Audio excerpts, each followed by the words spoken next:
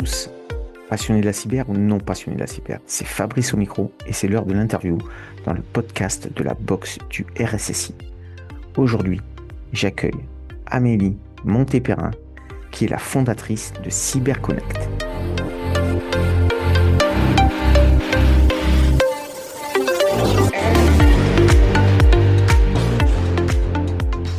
Bonjour Amélie, très heureux de t'accueillir dans cette nouvelle interview du podcast de la box du RSSI. Alors très content parce qu'on avait commencé par les dames et puis on a basculé vers les hommes et puis là on revient aux femmes et ça c'est super puisque je trouve c'est toujours bien d'accueillir des dames qui parlent de la cyber et ça c'est plutôt cool. Alors je rappelle à tous les auditeurs comment ça va se passer. Amélie va se présenter rapidement. Ensuite elle va nous parler un petit peu de son parcours. On va dérouler ensemble des questions autour de la cyber en essayant de vulgariser au maximum. Et puis Amélie nous présentera un sujet qu'elle souhaite mettre en avant, partager avec tous les auditeurs. Et puis on finira par des questions traditionnelles que je pose à tous les interviewés. Alors je rejoins Amélie immédiatement. Bonjour Amélie, comment ça va dans un premier temps? Bonjour, merci Fabrice. J'écoute, ça va bien. J'espère que toi aussi. Je suis ravie que tu sois revenu du bon côté de la force et que tu me parles aux femmes dans le cyber. Oui, oui, non, mais tu as raison, c'est très bien. Il faut équilibrer et c'est important Ça. dans ce milieu où il y a une majorité d'hommes. C'est très bien qu'on puisse interviewer des femmes. Alors, qui est Amélie? Pré- Est-ce que Et tu peux te Amélie, présenter un petit peu, ouais? Qui est Amélie? bien sûr. Oui, en plus, Amélie est non seulement une femme dans la cyber, mais en plus un profil atypique. Aujourd'hui, je suis la présidente fondatrice de CyberConnect, une plateforme de mise en relation dans la cybersécurité. Je mets en relation les entreprises et les fournisseurs ou prestataires de cybersécurité, grâce à mon outil qui est un peu un Amazon de la cyber. Mais moi, ça fait une dizaine d'années que je suis commerciale dans la cybersécurité. Je suis aussi une fille de professionnelle de la cybersécurité. Et quand je dis professionnelle, c'est deux LE, puisque c'était ma mère qui a fini dans la cyber chez Oracle, en passant par Sun, NatSystem, CompuWare avant, donc plutôt du mainframe. Et du dev avec Java, vous avez reconnu. Mais moi, j'ai fait Sciences Po à Grenoble. J'ai fait l'IEP de Grenoble où je voulais faire initialement, je voulais être journaliste. Voilà. Donc, je me suis beaucoup formée sur le terrain. Je suis également réserviste, comme officier de réserve, comme lieutenant au ComCyber du ministère des Armées. Avant d'en venir à la cybersécurité, juste avant, j'étais dans la tech, déjà comme commerciale dans le développement de sites web, et puis voilà, j'étais dans l'innovation, j'étais dans la culture, je bossais dans l'art, dans la mode, la musique. Voilà. Et puis sinon, qu'est-ce que je peux dire de plus pour moi? C'est déjà pas mal, non? Ouais, moi je pense que c'est déjà pas mal et puis je pense que c'est un super exemple ton parcours puisque ça montre, et c'est ce que je souhaite montrer dans le podcast, c'est que la cyber est ouverte à tout le monde. D'où on Bien vient, en fait, sûr. on peut faire de la cyber, on est d'accord, Amélie? On est complètement d'accord.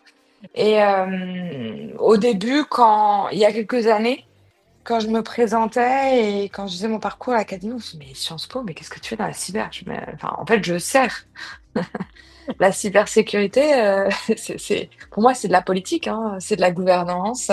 Je pense qu'il n'y a pas, même les RSSI les plus techniques, ils appliquent des procédures et des politiques au quotidien. Donc, voilà. Et oui, je pense qu'il faut ouvrir.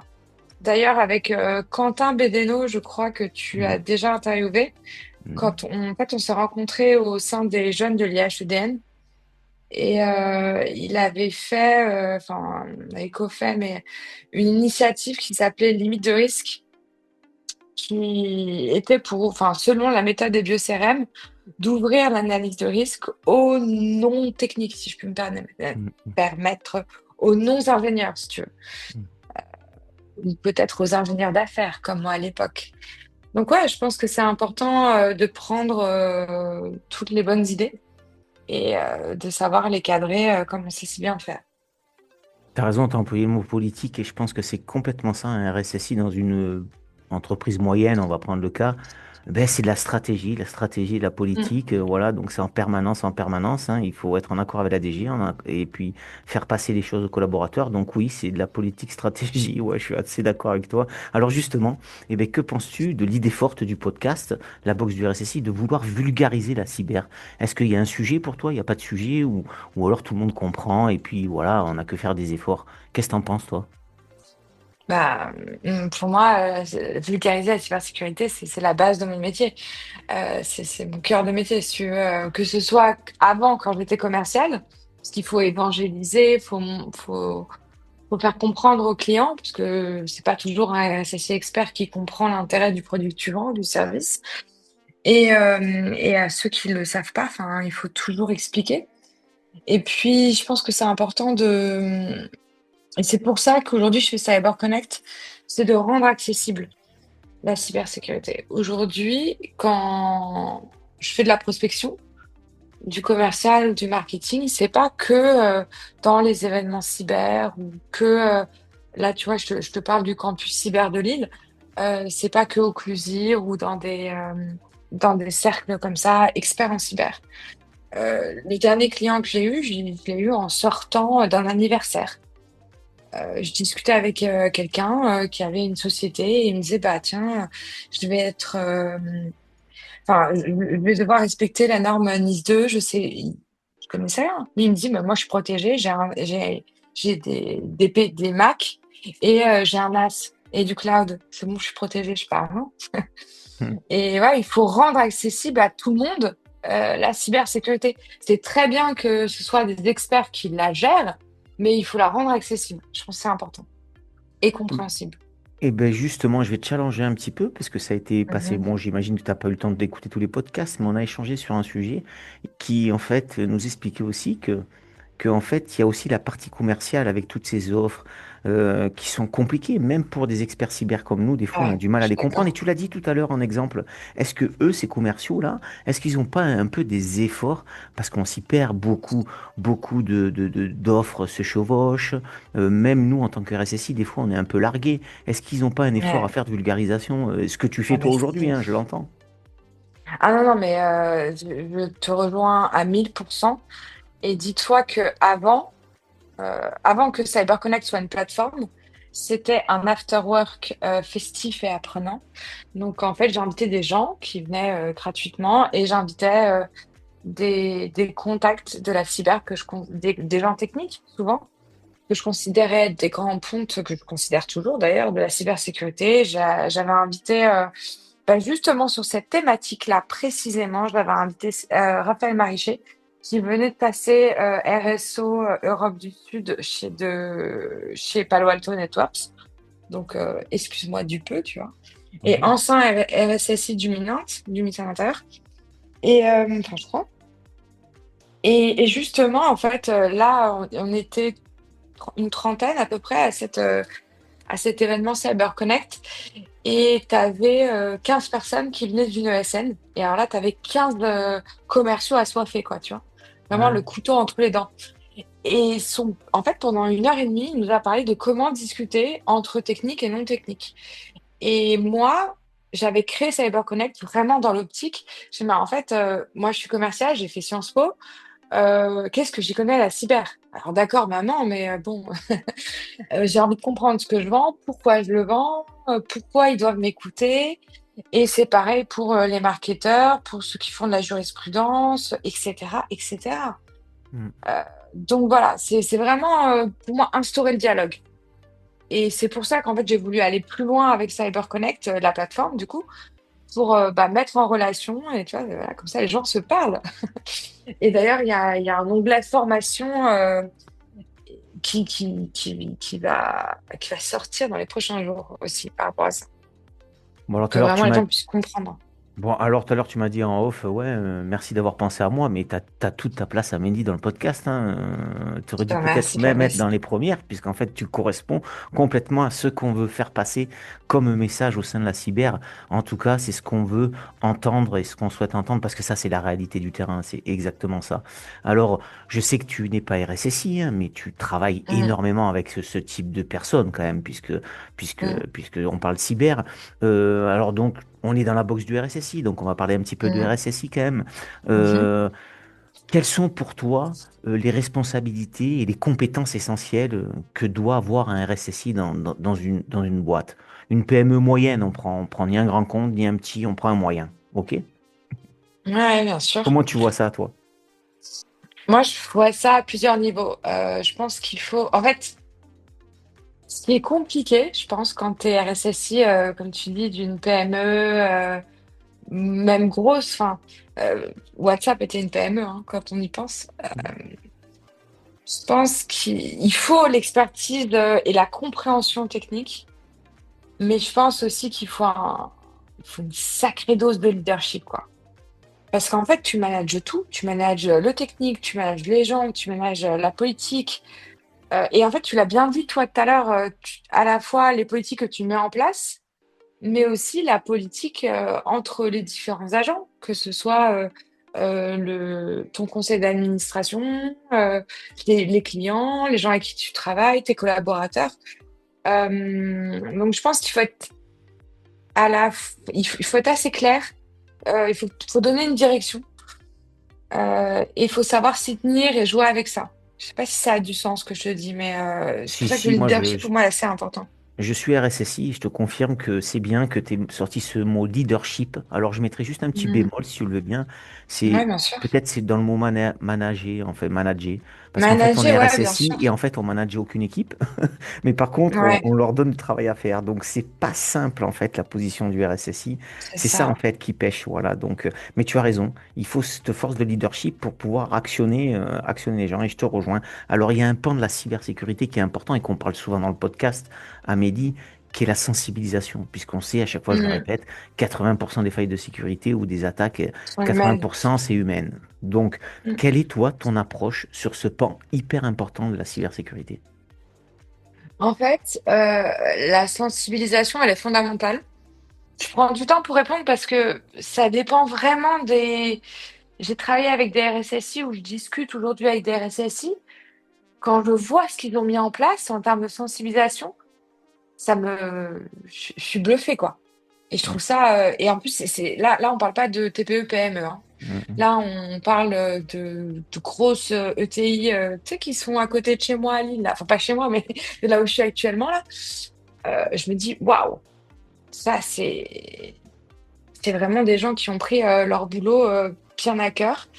Je pense que pour répondre précisément à ta question, bon, bien sûr, faut pas se perdre, mais je pense que c'est pas des gens qui ont l'habitude de se perdre ou qui ont l'habitude de se noyer dans un verre d'eau. Et je pense qu'il faut savoir s'adapter au retour des collaborateurs. Il faut être capable d'écouter les besoins. Parce que si tu donnes, si tu fais un... C'est important de faire un cours comme, euh, comme dans, comme dans les études supérieures, si tu veux. Tu as des conférences de méthode et des amphis. Donc, c'est important d'avoir des notions de base pour tout le monde, mais c'est aussi important d'être dans l'écoute. Et je sais pas, de faire des workshops, d'avoir des espèces de retours en fait dans la sensibilisation. Peut-être en plus petit comité ou dédié. Par exemple, enfin, je vais pas te l'apprendre, toi en tant que RSSI, ce qui traîne là depuis quelques années, c'est des formations d'ASECOPS. Mhm. C'est voilà, de trouver un peu les silos et comment on s'adresse, comment les gens comprennent la cybersécurité. En dehors des portes ouvertes, quoi. Ok, tu essaies d'adapter à l'auditoire, quoi. C'est ça, exactement. Ok. Alors aujourd'hui, Amélie, qu'est-ce que tu as envie? Quel thème, quel sujet, quel conseil, quelle lecture ou quelle plateforme, tiens, comme par hasard, quelle idée, quel moment tu as envie de partager à tous les auditeurs cyber aujourd'hui? Ben, moi, aujourd'hui, j'aimerais vous parler de CyberConnect. Ah, surpris, J'aimerais tiens. vous parler de CyberConnect. Ben ouais, c'est très surprenant parce que tu es sur la vulgarisation Mhm. de la cybersécurité et moi, je suis sur l'accès.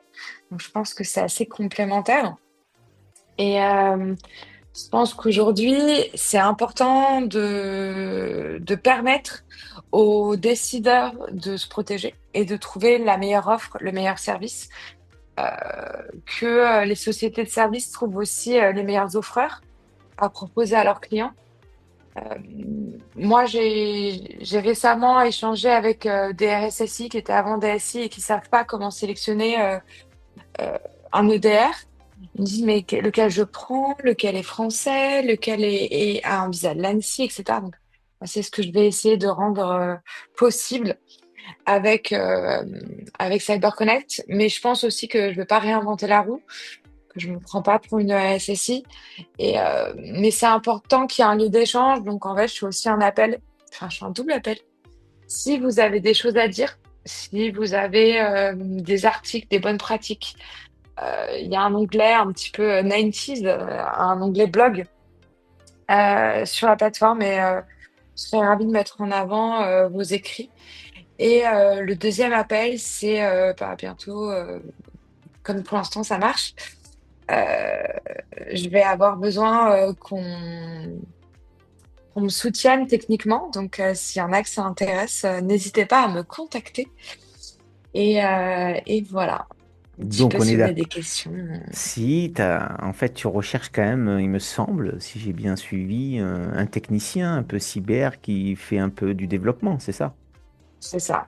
Ok. Là, actuellement, j'ai quelqu'un d'extra, mais il a un boulot. Hmm. Et la cybersécurité, c'est pas. Enfin, il fait la sécurité parce qu'il est architecte logiciel, mais bon, c'est pas son cœur de métier. Donc, du coup, j'aimerais bien avoir cette expertise-là à mes côtés. Eh ben, si la box du RSSI t'aide à trouver ça, ben moi j'en serais ravi, tant mieux. Et comment on fait pour aller sur cette plateforme? Comment on fait pour s'inscrire? Comment on fait pour déposer un article? Comment ça se passe? C'est en ligne depuis 2 semaines maintenant, cyber-connect.eu. Là, on est en train de... Pour l'instant, il faut passer par moi, mais là, tout est en train d'être développé pour être automatisé. Donc, en fait, il suffira de... Il y a des petites boîtes, hein, tu mets se référencer ou genre... ou sur ta page de profil. Ah oui, l'inscription est gratuite. Ouais. L'inscription est gratuite. Il y a une partie des filtres qui sont gratuits également d'utilisation. Notamment le framework du NIST, tu vois, de manière fonctionnelle, les normes, que ce soit des normes institutionnelles, des certifications, tous les DPO pourront s'en donner à cœur joie.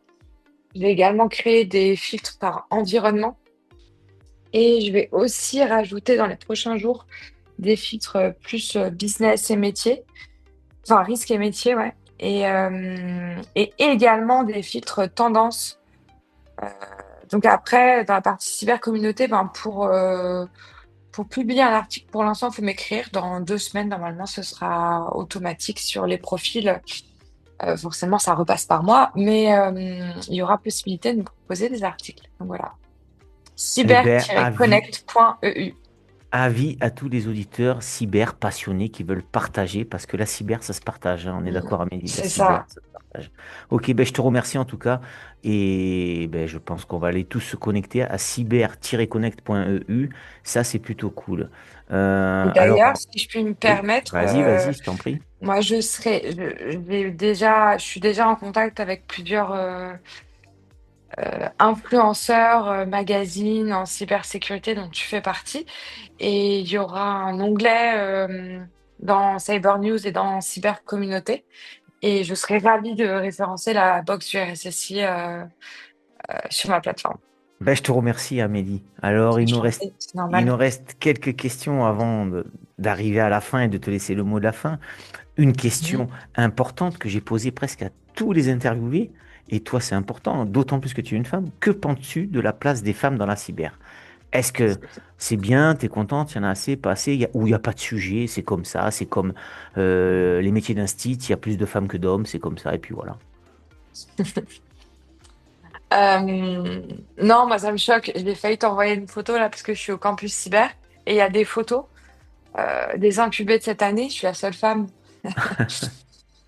Voilà. À chaque fois que j'arrive, il y a des gros yeux. Enfin, ma mère, quand elle m'envoyait des photos, quand elle était en kick-off, avant, c'était pareil. C'était la seule femme sur 50 gars. Je crois que moi, j'ai l'impression qu'il y a de plus en plus de femmes aujourd'hui. Et puis apparemment, les chiffres n'ont pas trop bougé. Je crois que c'est 13%, quelque chose comme ça. Ah, je savais pas, tu vois. Mais Tu fais bien de le rappeler, ouais, 13%, ok. ouais, c'est les derniers chiffres que j'ai vu passer. Moi, je pensais vraiment que je n'avais plus, mais parce que forcément, entre femmes, on se rencontre, on discute. Moi, ce sur quoi je suis contente, c'est qu'aujourd'hui, je rencontre des profils techniques féminins que franchement, j'admire, que ce soit des femmes de mon âge, des femmes plus âgées. Enfin, quand j'étais chez Framatome, j'ai collaboré avec Pauline Vermorel, qui a mon âge, qui est super forte, qui est assistante à RSSI du RSSI groupe de Framatome. Idem, j'ai échangé avec la RSSI industrielle de Moi Tennessee, mais j'étais impressionnée par la connaissance, le professionnalisme. Enfin, c'est impressionnant. Donc, ça me fait plaisir de voir qu'il y a aussi des femmes dans la tech, précisément, et pas que en commercial, en marketing, voilà. Donc, venez, les portes sont ouvertes, et puis ils sont pas méchants. Et c'est pas vrai. Donc voilà, ça se passe bien une fois qu'on y est. Ben, merci pour ton témoignage et surtout sur les différents profils des femmes, tu fais bien de le dire, parce que souvent, quand on traverse un peu la cyber, on a l'impression que les femmes, elles font que de la gouvernance, alors Mm. que tu as bien fait de parler qu'elles font de la tech aussi, parce que c'est abordable, parce Mm. qu'aujourd'hui, il y a des outils de plus en plus faciles.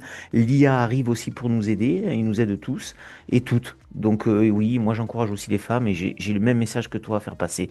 Alors, dernière petite question avant que tu me désignes quelqu'un, tiens, d'ailleurs, pour une prochaine interview. Qu'est-ce que t'aimes pas dans ton métier, Amélie? Qu'est-ce qui t'énerve dans la cybersécurité, qui t'agace et que je te donne une baguette magique et un coup de baguette magique, tu le changes et ça disparaît, ça. Tu changes quoi? J'ai pas la réponse la plus immédiate. J'avais pas pensé à cette question. Eh C'est ouais, mais il faut un peu de c'est surprise, pas hein. une priorité. C'est pas une priorité. Je te rappelle en 3 mois. On me l'a souvent fait et Ouais. souvent je rappelle un peu moins de 3 mois avant, forcément, en bonne commerciale. Et il y a un problème sur la ligne. Et Ouais. puis 2 heures plus tard, le site ne fonctionne plus. Oh c'est dommage. C'était pas une priorité. Vous êtes fait hacker entre-temps. Voilà. Ok. Ok, donc toi, t'aimes pas quand les gens sont pas transparents et qui te disent, bon, ben, j'en ai pas besoin, ça sert à rien, C'est ou et ça. qui te vendent un peu du rêve en disant, c'est pas une priorité, et en fait, ils voulaient pas ton produit et puis ils te le disent pas, quoi, en fait. En fait, je sais même pas si c'est pas qu'ils veulent le Ouais. produit, c'est je pense qu'ils sont vraiment concentrés opérationnellement parlant sur ce qu'ils font, tu vois. En tout cas, les non cyber. Les non cyber, ils comprennent pas qu'ils vont se faire hacker demain, en fait, ou qu'ils sont déjà fait hacker. Tu connais le hacking entre guillemets du groupe Accor. En fait, ils étaient une des sociétés qu'ils avaient rachetées était déjà compromise de base. Et puis les hackers ont juste pris leur temps pour remonter jusqu'à la base, Mhm. jusqu'à Accor. Et alors là, ça a été des milliers de descentes. Et, euh, et je suis en train de penser à ta question d'après. Il y a tellement de noms, je ne sais pas qui recommander. Dis-moi, qu'est-ce que tu veux comme RSSI? Eh ben, merci pour la transition. Donc, c'est à toi. Mm. Maintenant, pour faire perdurer le podcast, c'est le fonctionnement du podcast. Il faut que la personne interviewée désigne un prochain. Mais alors, un passionné de la cyber, peu importe qu'il soit RSSI, pas RSSI, regarde, t'es pas RSSI et tu fais partie et Mm. tu as largement ta place dans la box. Donc, un passionné de cyber ou quelqu'un qui a envie de parler de cyber, voilà, tout simplement, et partager ses connaissances, partager son parcours, partager son expérience, comme tu viens de le faire, Amélie. Donc, peu importe, une personne, deux personnes, une femme, un homme, tout le monde est le bienvenu. Une personne que j'ai rencontrée récemment. Allez, lance-toi, c'est bien, t'es courageuse. C'est une femme. Très C'est une bien, femme. Elle est RSSI chez Thales. Elle a les cheveux violets. Donc voilà. excellent. Oui. Et elle est super sympa. Donc, elle va dire oui pour l'interview. Donc elle va dire oui pour l'interview. C'est Michel Vitier. Un- J'ai parlé aussi d'une autre femme tout à l'heure dans la cybersécurité, mais Je pense qu'elle n'aura pas la RSSI moi était Nessie. Je sais pas si c'est le Ok. type d'exercice auquel elle pourrait répondre. Ok. Euh, Bon, bah, c'est déjà bien tu les préchauffes et puis tu reviens vers moi. Hein? voilà, je me suis dit que c'était l'occasion, comme je suis une Très bien. femme, de te donner des femmes. J'en ai plein d'autres des femmes, si tu veux, C'est très bien. à te donner. J'ai aussi des femmes en cyberdéfense, si tu veux. Eh ben écoute, tu m'en as donné deux, je prends les deux. Et puis si jamais j'ai un trou dans la raquette, comme on dit, eh ben je Mhm. ferai appel à Amélie maintenant. Et puis je dirai, tiens, est-ce que tu as un petit nom à me donner? Et puis voilà, on fait comme ça. Bien sûr. Ok, Mais, super. eh ben Amélie, ben moi je te remercie. Tu vois, le temps passe vite hein, dans le podcast. Donc tu étais la bienvenue et tu as bien joué le jeu de la désignation puisqu'on t'avait désigné. Hein, c'est Quentin, il me semble, qui t'avait désigné. Je Mhm. te remercie d'avoir joué le jeu de la désignation. Le mot de la fin, il appartient toujours à l'interviewé. Tu dis ce que tu veux, c'est à toi maintenant, quand tu veux. Bah, déjà, merci encore une fois. Pour moi, c'était un honneur d'avoir pu répondre à tes questions. Euh, Vraiment, mesdames et messieurs, venez dans la cyber, on a besoin de tout le monde. Mesdemoiselles, mesdames, n'ayez pas peur. Ils ne mordent pas. Non, il ne faut pas être ensuite avec la capuche. Il n'y a pas de problème. Et bah, moi, je vous attends tous sur Cyber-Connect. Ça vient de se lancer, donc soyez sympas. Mais ça s'améliore tous les jours et n'hésitez pas à me contacter si vous avez des choses à dire.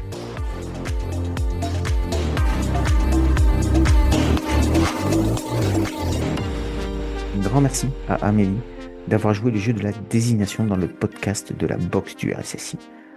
Je lui souhaite un bel épanouissement avec sa plateforme CyberConnect. Je n'oublie pas les deux personnes qu'elle a désignées pour une prochaine interview dans le podcast. Merci à toutes et à tous d'avoir suivi ce nouvel épisode de la boxe du RSSI. Si ça vous a plu, n'hésitez pas à partager sur vos réseaux. Je vous dis à très vite pour une prochaine interview, car la cyber, c'est super.